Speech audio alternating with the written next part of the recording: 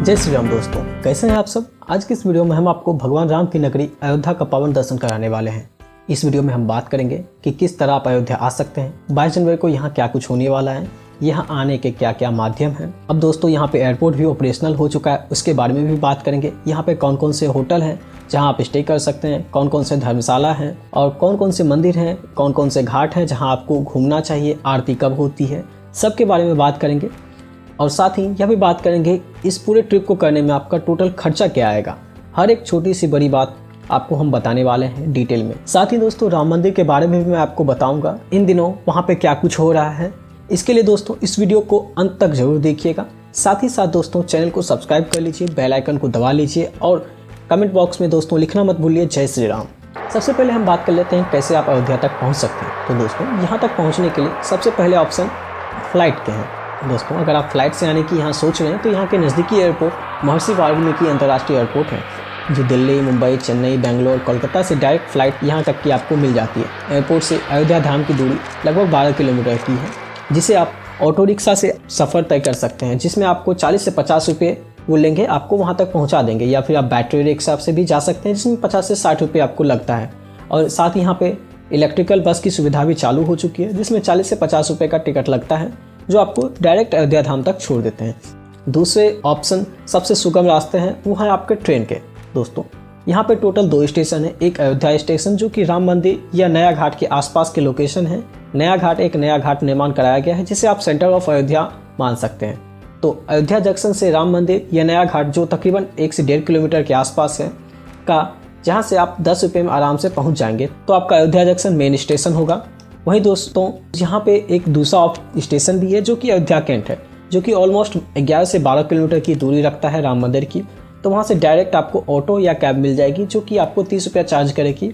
या फिर अगर आपको डायरेक्ट ऑटो या कैब नहीं मिल रही हो तो आप वहाँ से बस स्टैंड आ सकते हैं, फिर बस स्टैंड से 20 रुपया देकर सीधा नया घाट या राम मंदिर के पास पहुँच सकते हैं। तो आपको जिस भी जगह की ट्रेन मिलती है वहाँ तक आके आसानी से आप अयोध्या पहुँच सकते हैं। तीसरे ऑप्शन की बात करें, वो है आपके बाय रोड। दोस्तों यदि आप दिल्ली से अयोध्या धाम आना चाह रहे हैं तो वो लगभग 700 किलोमीटर की दूरी पर है। और साथ ही यहाँ पे यूपी IRCTC की रोडवेज की बस से लगभग आप 10 से 11 घंटे में, यूपी रोडवेज से थोड़ा सा ज़्यादा समय लगता है, वो आपको वाराणसी, लखनऊ, जौनपुर, गाजीपुर, मेरठ, गाजियाबाद से भी डायरेक्ट बस मिल जाती है। और देश के अन्य प्रमुख शहरों से भी बस की अच्छी सुविधा की कनेक्टिविटी यहाँ तक है। तो आप चाहे तो अपनी गाड़ी से भी यहाँ आ सकते हैं। चलिए दोस्तों, अब आप अयोध्या पहुंच चुके हैं तो अब बात कर लेते हैं अयोध्या में होटल, धर्मशाला, गेस्ट हाउस या होम स्टे की क्या सुविधा है। वैसे जैसे कि मैं आपको पहले बता चुका हूं कि मात्र एक दिन में पूरा अयोध्या घुमाने का प्रयास करूंगा। फिर भी अगर आपको मैं जानकारी दे रहा हूं, अगर अयोध्या में रुकना चाहते हैं या फैमिली के साथ आ रहे हैं तो यहाँ रुक सकते हैं।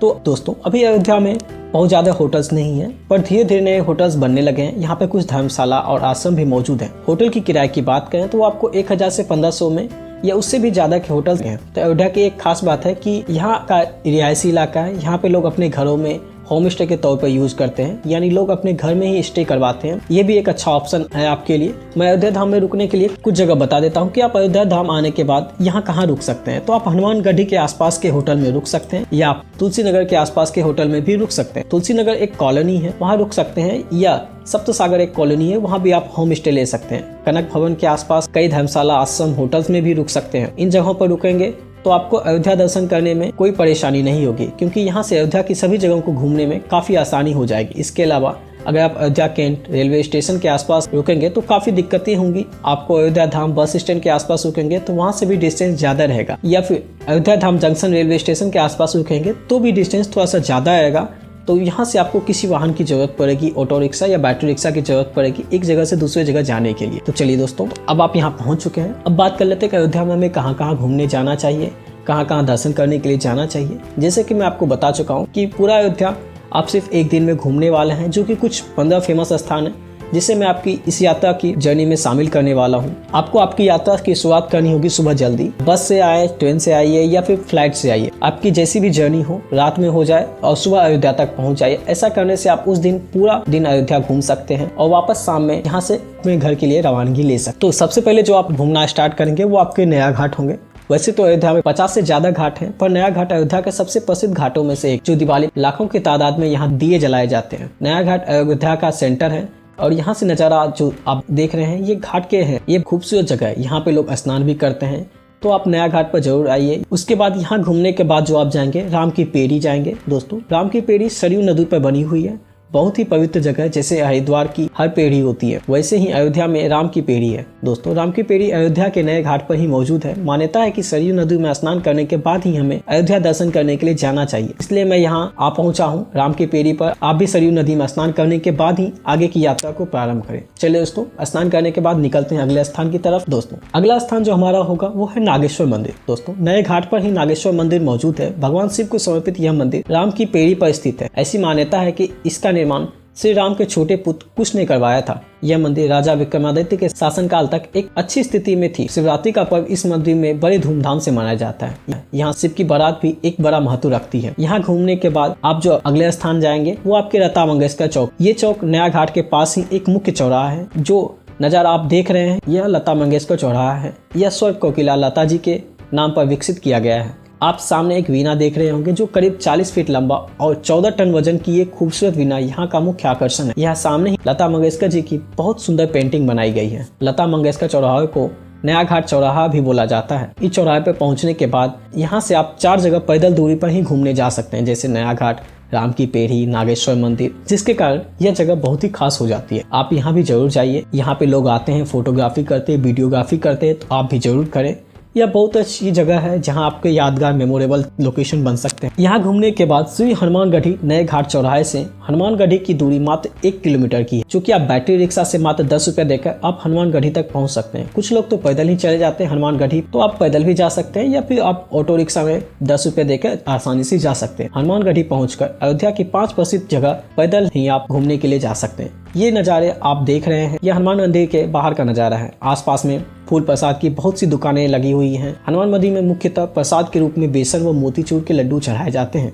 आसपास में लड्डुओं की बहुत सारी दुकानें मौजूद हैं। मान्यता है कि श्री राम जन्मभूमि के दर्शन करने से पहले हमें हनुमानगढ़ी के हनुमान जी के दर्शन जरूर करने चाहिए। यहीं पे आप प्रसाद लेंगे, वहीं पे आप जूते चप्पल जो आप पहन के गए हैं वो उतार लें। मंदिर के बाहर सुरक्षा के दृष्टिकोण से बहुत सी फोर्स तैनात रहती है। पुराने समय में यहाँ पे बहुत से विवाद हो चुके हैं, परंतु अब अयोध्या धाम में शांति बनी हुई है। आप जहाँ भी जाएं आपको जय श्री राम के जयकारे ही गूंजते दिखाई देंगे। आप भी कमेंट बॉक्स में एक बार जरूर जय श्री राम लिखिए, जरूर लिखिएगा। और हाँ, अपने माथे पे भी जय श्री राम जरूर लिखवाएगा यहाँ अगर घूमने आए हैं तो। आसपास में बहुत से लोग यह टीका आने वाले श्रद्धालुओं के माथे पर लगाते हैं। करीब 76 सीढ़ियाँ चढ़ने के बाद हाई सिक्योरिटी के बीच से गुजरने के बाद मैं पहुंचा हनुमानगढ़ी मंदिर के मुख्य द्वार पर। दोस्त मुख्य मंदिर में चलिए, मैं आपको दर्शन कराता हूँ, प्रसाद चढ़ाता हूँ। आप घर बैठे वीडियो के माध्यम से पूरी अयोध्या नगरी घूम रहे हैं। अगर आपने भी वीडियो में हनुमान जी के दर्शन किए हैं तो कमेंट बॉक्स में जरूर जय श्री राम लिखिएगा। दोस्तों श्री हनुमानगढ़ी मंदिर की दीवारों पर हनुमान अष्टक लिखा हुआ है। लोग दीवार पर पढ़ते हुए जाप करते हुए यहाँ देखे जा सकते हैं। श्री हनुमानगढ़ी मंदिर नागर शैली में बनाया गया है। मंदिर देखने में बहुत ही सुंदर लगता है। मंदिर के सामने लोग बैठकर हनुमान जी की भक्ति में खो जाते हैं। हनुमान चालीसा का पाठ करते हैं, हनुमान अष्टक पढ़ते हुए देखे जा सकते हैं। श्री हनुमानगढ़ी के दर्शन में मैं एक बात आपको बता दूं कि अयोध्या में आप जहाँ भी घूमे बंदरों से सावधान रहिएगा। वो आपके हाथ से प्रसाद व खाने पीने की वस्तुएं छीन सकते हैं, तो आप बंदरों से थोड़ा सावधान रहें। यहाँ घूमने के बाद आप जो जाएं अगले स्थान वो आपके दशरथ महल होंगे। दोस्तों हनुमानगढ़ी से मात्र 250 किलोमीटर की दूरी पर दशरथ महल मौजूद है। आप पैदल ही दशरथ महल जा सकते हैं। यह 250 मीटर का रास्ता अयोध्या का एक मुख्य बाजार है। दोनों साइड काफी सारी दुकानें बनी हुई है। दुकान को बहुत ही खूबसूरत तरीके से सजाया गया है। दुकानों के शटर पर ओम स्वास्तिक जैसी आकृतियां बनाई गई है। महल के बाहर बहुत ज्यादा सुरक्षा व्यवस्था होती है, क्योंकि यही रास्ता यहाँ से श्री राम जन्मभूमि तक जाता है। मैं भी दशरथ महल के बाहर मौजूद हूँ। इस जगह को अब रामकोट के नाम से भी जाना जाता है। पीछे हमने हनुमान जी के दर्शन किए, उस जगह को हनुमान कोट के नाम से जाना जाता है। यह दशरथ जी का राजमहल है, जिसे आज एक सिद्ध पीठ में माना जाता है। मान्यता के अनुसार राजा दशरथ ने त्रेता युग में इसी महल की स्थापना की थी। इस पौराणिक महल को कालांतर में कई बार जीर्णोद्धार हुआ है। यहाँ पर राम विवाह, दीपावली, श्रावण मेला, चैत्र रामनवमी और कार्तिक मेला यहाँ उत्साह के साथ माना जाता है। अब यह स्थान एक पवित्र मंदिर के रूप में तब्दील हो चुका है। यहाँ पर राम, सीता, लक्ष्मण और शत्रुघ्न आदि की प्रतिमाएं मौजूद हैं। यह स्थान श्रद्धालु के लिए सुबह 8 बजे सुबह से दोपहर 12 बजे तक खुला रहता है और शाम को 7 बजे से रात्रि 9:30 बजे तक खुला रहता है। यहाँ घूमने के बाद आप जो जाएंगे वो होंगे श्री राम जी की जन्मभूमि। श्री राम की जन्मभूमि की दूरी मात्र 500 मीटर है। यह 500 मीटर का रास्ता एक खूबसूरत बाजार बना हुआ है। आसपास के दुकानों पर भगवान श्री राम से जुड़ी वस्तुएं खरीदे जा सकते हैं। रास्ते में एक और खूबसूरत मंदिर देखने के लिए मिलता है। श्रद्धालु यहाँ भी दर्शन कर आगे बढ़ते हैं। ये जो रास्ता आप देख रहे हैं, इस रोड का नाम भक्ति पथ मार्ग है और इस जगह को रामकोट के नाम से जाना जाता है। भक्ति पथ मार्ग पर चलना ही अपने आप में एक खूबसूरत अनुभव प्रदान करता है। आप यहाँ आने के बाद पूरी तरह से राम भक्ति में खो जाएंगे। श्री राम की जन्मभूमि में किसी भी तरह की इलेक्ट्रॉनिक वस्तुओं को नहीं ले जा सकते हैं, जैसे फोन, स्मार्ट वॉच, कैमरा। मेरे हिसाब से लेदर की वॉलेट भी और लेदर की जैकेट भी आपको नहीं ले जाना चाहिए। अब बात आती है कि यह सब सामान कहाँ रखा जाए। तो दोस्तों, श्री राम जन्मभूमि से ठीक पहले काफी सारे लॉकर्स की व्यवस्था मौजूद है, जिसमें फ्री और पेड दोनों तरह के लॉकर्स मौजूद हैं। यहाँ पर मंदिर द्वार के पास फ्री लॉकर की भी व्यवस्था है, जहाँ आप फ्री में रख सकते हैं। इसके अलावा प्राइवेट लॉकर्स भी बने हुए हैं। प्राइवेट लॉकर्स 10 रुपए चार्ज लिया जाता है। आपको एक लॉकर मिल जाएगा, तो आपको जहाँ भी सुविधा हो आप वहाँ अपना कीमती सामान, इलेक्ट्रॉनिक डिवाइस और जो भी आपके साथ सामान है उसे वहाँ रख सकते हैं। साथ ही यहाँ आप क्या ले जा सकते हैं वो आपके होंगे, आधार कार्ड ले जा सकते हैं, पैसे आप ले जा सकते हैं, होटल या लॉकर की चाबी ले जा सकते हैं, और बाकी आपके जेब में रखे मेडिसिन या कोई और भी चीज है तो आप वह सब नहीं ले जा पाएंगे। मंदिर में किसी भी तरह का प्रसाद नहीं चढ़ाया जाता है, तो आपको यहाँ प्रसाद खरीदने की कोई जरूरत नहीं है। चलिए दोस्तों, मंदिर में मैं प्रवेश करता हूँ। दोस्तों, मैं आपको क्षमा चाहूंगा क्योंकि मैं मंदिर के अंदर तो आपको नहीं ले जा सकता, क्योंकि कैमरा फोन वहाँ पे अलाउड नहीं है। मैं बाहर से ही आपको यहाँ का नज़ारा दिखा रहा हूँ। बहुत ही खूबसूरत और बहुत ही विशाल भगवान श्री राम का मंदिर बनाया गया है। यहाँ चारों तरफ बृहद स्तर पर काम चल रहा है। राम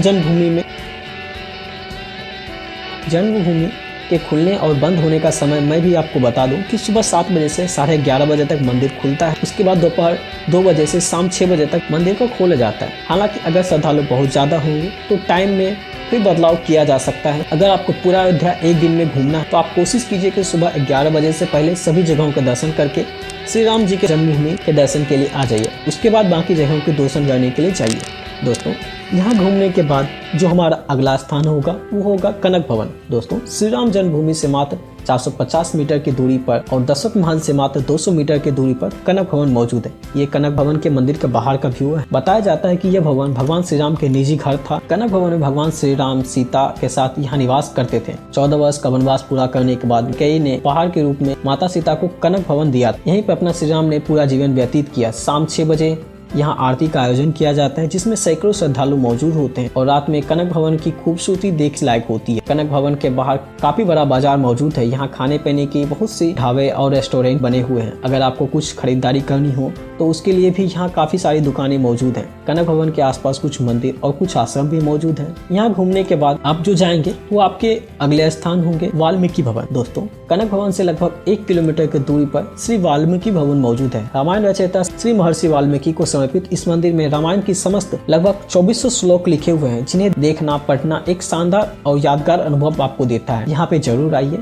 अब आगे की यात्रा के लिए आपको किसी वाहन की जरूरत पड़ेगी। ये जितने भी जगह मैंने आपको बताए आप इन्हें पैदल घूम सकते हैं। आगे की यात्रा के लिए आपको वाहन लेना होगा, जिसमें आप चाहें तो ऑटो रिक्शा ले सकते हैं या फिर आप बैटरी रिक्शा ले सकते हैं। आपके पास आपकी कार या बाइक है तो वो भी आप ले सकते हैं, और टैक्सी से भी आप अदर जगह को घूम सकते हैं। लेकिन टैक्सी मैं इसलिए रिकमेंड नहीं करूंगा कि कुछ जगहों पर गाड़ी नहीं जाती है और वहाँ बैटरी रिक्शा या ऑटो रिक्शा जा सकता है। तो इसलिए आप आगे की यात्रा करनी है तो उसमें कितना खर्चा होगा मैं वो आप ही आपको पूरा बताऊंगा वीडियो में। तो कमेंट बॉक्स में एक बार जय श्री राम फिर से आप जरूर लिख दीजिए। इस लिस्ट में अगले नंबर पे आप जो जाएंगे वो होंगे मणि पर्वत। दोस्तों, मंदिर वाल्मीकि भवन से मणि पर्वत की दूरी लगभग 2.5 किलोमीटर की है, जो अयोध्या जंक्शन रेलवे स्टेशन के ठीक पीछे मणि पर्वत मंदिर मौजूद है। धार्मिक ग्रंथों के मान्यता के अनुसार भगवान राम जब विवाह के उपरांत माता सीता को अयोध्या लेकर गए थे, तब महाराजा जनक ने महाराजा दशरथ को उपहार स्वरूप मणिया की श्रृंखला भेंट की, जिसे चक्रवर्ती राजा दशरथ ने विद्या कुंड के पास रखवा दिया। मणि इतनी ज्यादा थी कि यहाँ मणियों का धीरे धीरे पहाड़ बन गया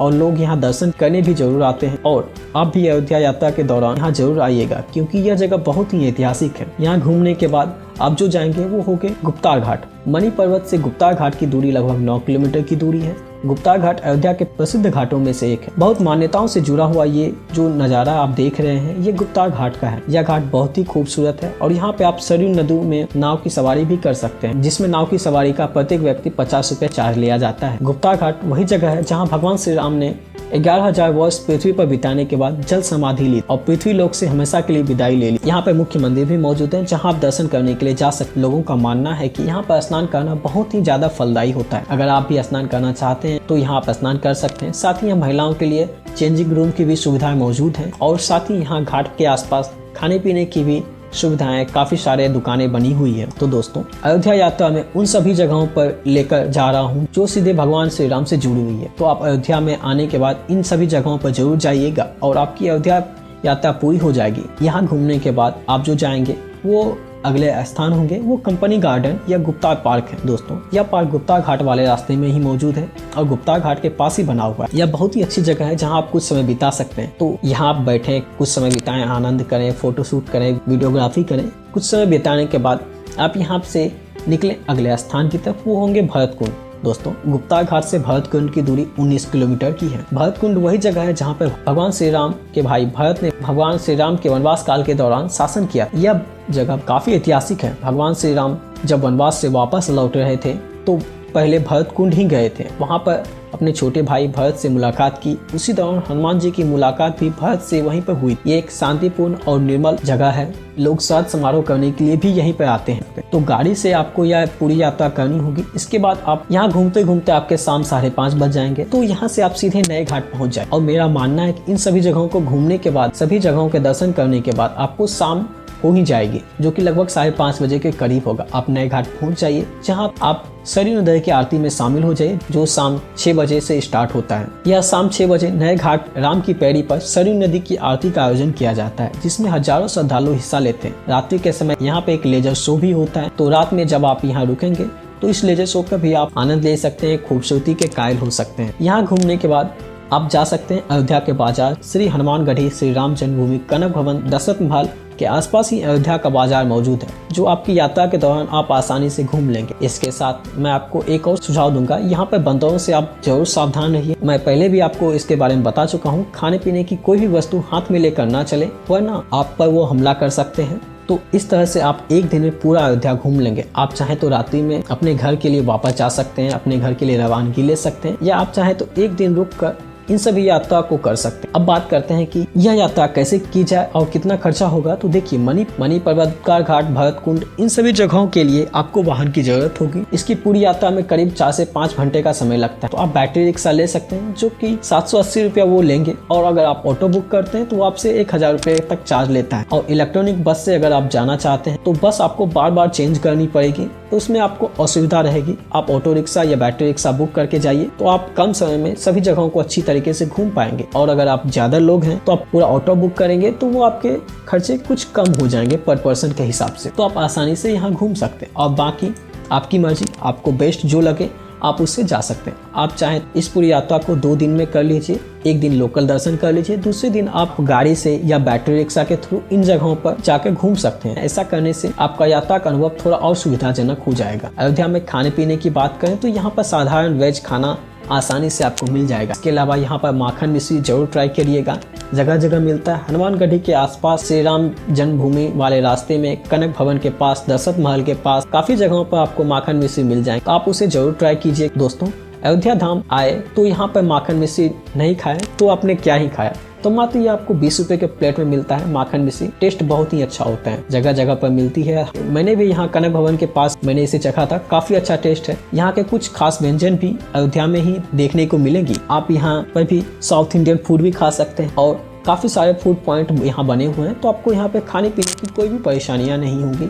अब बात कर लेते हैं इस पूरी यात्रा करने में आपका कितना खर्चा होगा। तो दोस्तों अगर आप शाम की बस लेते हैं या फिर आप जिस भी माध्यम से रात्रि में सफर करके सुबह तक आप अयोध्या पहुंच जाते हैं और 3 से 4 लोगों का आपका एक ग्रुप है, तो आपका पर पर्सन जो आपका बजट होता है 1000 से 1500 के बीच होता है, जिसमें अयोध्या पहुंचने के बाद के ही खर्चे को ऐड किया है। और अगर आप यहाँ एक दिन रुक रहे हैं तो इसमें आपका खर्चा और बढ़ जाएगा, जो आपके होटल के बजट होंगे। तो ये आपके लो बजट रहने वाला है, जिससे आपकी पूरी अयोध्या यात्रा हो जाएगी। इस वीडियो में मैंने आपको बताया कि कैसे आप अयोध्या एक दिन में घूम सकते हैं, कहाँ कहाँ आपको घूमने के लिए जाना चाहिए, प्रसिद्ध 15 कौन कौन से ऐसे स्थान हैं जहां आपको घूमने के लिए जाना चाहिए। उम्मीद करता हूं कि यह वीडियो आपको बहुत ही अच्छी लगी होगी। तो इस वीडियो को लाइक कीजिए, शेयर कीजिए उन सभी दोस्तों के साथ, अपने रिलेटिव, फैमिली मेंबर के साथ जो भी अयोध्या जाने का प्लान कर रहे हैं, उसको इस वीडियो में कुछ हेल्प मिल जाए। आपको अच्छी लगी वीडियो तो लाइक करिएगा, कमेंट बॉक्स में जय श्री राम जरूर लिखिएगा। वीडियो से रिलेटेड कुछ एडवाइस देना चाहते हैं तो जरूर दें। फिर मिलेंगे आपसे एक और नई जगह, एक और नई अच्छी इन्फॉर्मेशन के साथ। अभी के लिए धन्यवाद। जय श्री राम।